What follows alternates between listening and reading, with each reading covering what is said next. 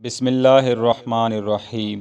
امام ابن جریر طبری علیہ رحمہ نے تاریخ طبری میں، امام ابن کثیر علیہ رحمہ نے تاریخ ابن کثیر میں اور دیگر معروف مؤرخین و مفسرین نے لکھا ہے کہ نمرود بابل کا بادشاہ تھا۔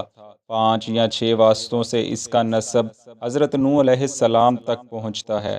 اس کا شمار ان 4 بادشاہوں میں ہوتا ہے جن کو اللہ تعالیٰ نے پوری دنیا کی بادشاہت عطا فرمائی۔ ان میں سے 2 مومن تھے اور 2 کافر۔ مومنوں میں حضرت ذوالقرنین اور حضرت سلیمان علیہم السلام، جبکہ کافروں میں سے نمرود اور بخت نصر تھا۔ نمرود کی بادشاہت 400 سال تک رہی۔ یہ باغی و سرکش اور جابر و متکبر بادشاہ تھا۔ دنیاوی زندگی پر لٹو تھا۔ جب حضرت ابراہیم علیہ السلام نے اسے وحدہ لا شریک ذات کے حضور سربسجود ہونے کے لیے دعوت دی تو اس کی جہالت و گمراہی اور لمبی امیدوں نے اسے خالق کائنات کے انکار پر مجبور کر دیا۔ اس بارے میں وہ حضرت ابراہیم علیہ السلام سے جھگڑ پڑا اور اپنی ربوبیت کا اعلان کر دیا۔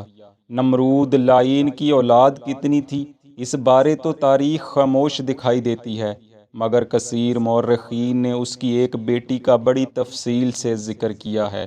اس کی رفت و منزلت کا اندازہ آپ اس بات سے بخوبی لگا سکتے ہیں کہ اللہ پاک نے اس کی طرف حضرت جبرائیل علیہ السلام کو بھیجا۔ واقعہ کچھ یوں ہے کہ نمرود کی ایک بیٹی کا نام رازہ تھا۔ یہ عقل و فراست میں یکتا تھی۔ جب حضرت ابراہیم علیہ السلام کو آگ میں ڈالے چند روز گزر گئے تو یہ نمرود کے پاس آئی اور کہنے لگی، اگر آپ مجھے اجازت دیں تو میں ابراہیم علیہ السلام کو دیکھنا چاہتی ہوں کہ اس کو آگ میں پھینکے جانے کے بعد کیا ہوا۔ نمرود نے کہا، اے نور نظر، کئی روز گزر چکے ہیں کہ جب اس کو شدید بھڑکتی ہوئی آگ میں ڈالا گیا، اب اس آگ میں تمہیں کیا نظر آئے گا؟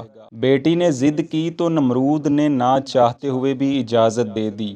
جب وہ لڑکی اس مچان پر آئی تو دیکھا کہ آگ کے اندر ایک باغ لگا ہوا ہے اور ایک بہت بڑا تخت ہے جس پر حضرت ابراہیم علیہ السلام بیٹھے ہوئے ہیں۔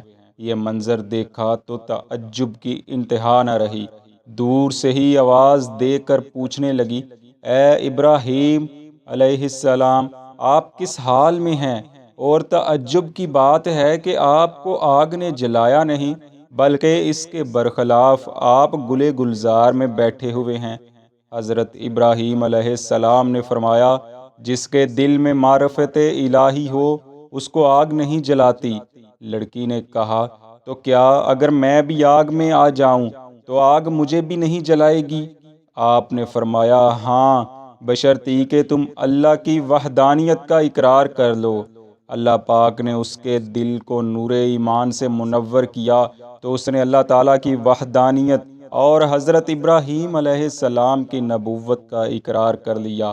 پھر حضرت ابراہیم علیہ السلام کے بتائے ہوئے کلمہ کا ورد کرتی ہوئی آگ میں داخل ہو گئی۔ مورخین لکھتے ہیں کہ جیسے آگ حضرت ابراہیم علیہ السلام پر ٹھنڈی ہوئی، ایسے ہی اس لڑکی کے لیے بھی ٹھنڈی ہو گئی۔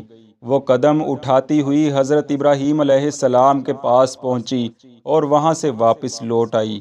جیسے ہی نمرود کے پاس پہنچی تو اسے تمام واقعے کا علم ہوا اور یہ بھی معلوم ہوا کہ اس کی بیٹی دین اسلام قبول کر چکی ہے۔ نمرود کے لیے یہ بات بالکل بھی قابل برداشت نہیں تھی۔ اس نے اپنی بیٹی کو ورگلانے کے لیے لاکھ جتن کیے، مگر وہ بلا خوف و خطر اپنے ایمان پر ڈٹی رہی۔ بالآخر نمرود نے فیصلہ کیا کہ اسے سخت اذیتیں دی جائیں۔ اس میں پہلی سزا یہ تجویز ہوئی کہ اس کے ہاتھ پیروں میں میخیں گاڑ کر بازار میں لٹکا دیا جائے۔ چنانچہ انہوں نے لڑکی پر سزا کا عمل شروع کیا تو اللہ تعالیٰ نے حضرت جبرائیل علیہ السلام کو حکم فرمایا کہ جاؤ اور اس لڑکی کو اذیت سے نکال کر حضرت ابراہیم علیہ السلام تک پہنچا دو۔ لہٰذا حضرت جبرائیل علیہ السلام نے لڑکی کو ان کے شکنجے سے نکالا اور حضرت ابراہیم علیہ السلام کے پاس پہنچا دیا۔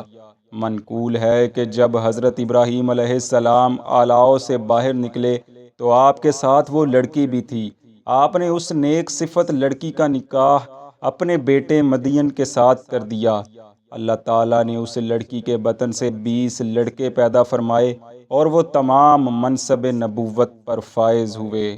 دوستو، بے شک اللہ پاک دین کی راہ میں اٹھائی جانے والی تکلیفوں پر صبر کو رائیگاں نہیں جانے دیتا۔ دعا ہے اللہ کریم ہمیں بھی اسلام کی سربلندی کے لیے ہمہ وقت کوشاں رہنے کی توفیق عطا فرمائے اور ہمیں علم و عمل میں کمال عطا فرمائے، آمین۔